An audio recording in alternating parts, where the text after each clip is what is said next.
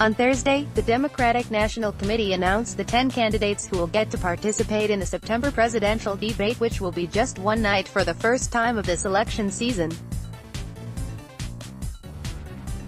The candidates on stage will be Amy Klobuchar, Cory Booker, Pete Buttigieg, Bernie Sanders, Joe Biden, Elizabeth Warren, Kamala Harris, Andrew Yang, Beto O'Rourke, and Julian Castro, in that order from left to right, at the podium in Houston on September 12. This marks the first time Biden and Warren will be meeting on the debate stage, and they'll both be standing front and center.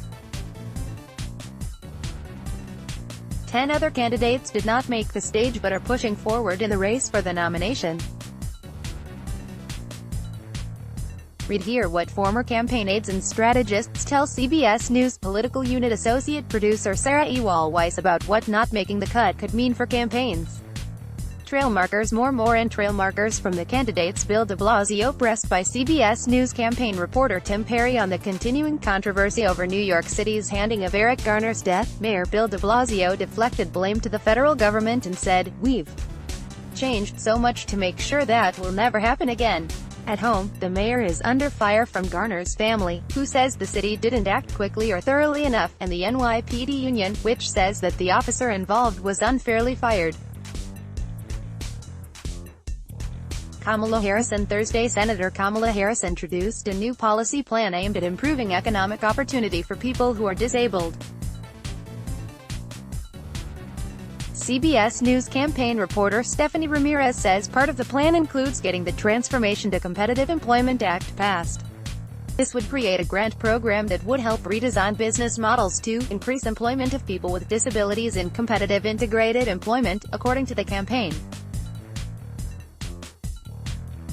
Tom Steyer earned nearly $1 billion over the past 9 years, according to a summary of the more than 2,500 pages of tax return documents the presidential hopeful released Thursday.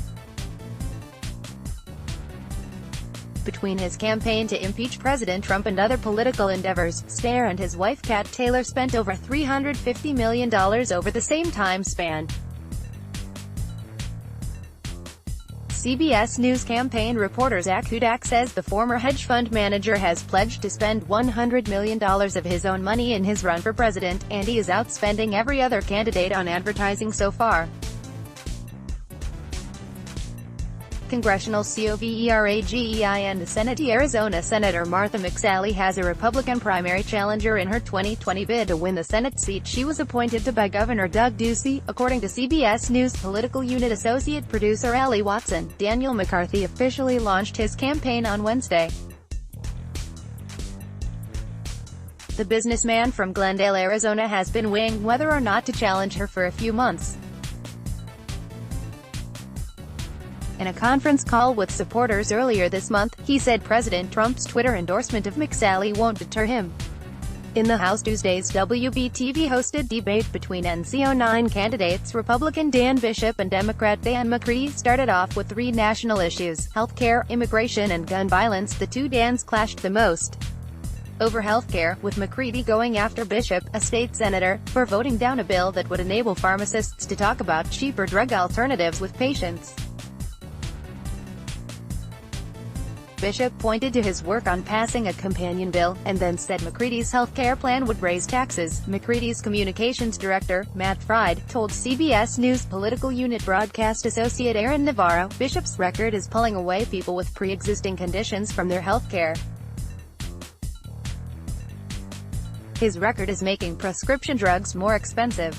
A Bishop spokesperson said that McCready's accusation about the bill was a lie and suggested McCready's attacks were a little tired.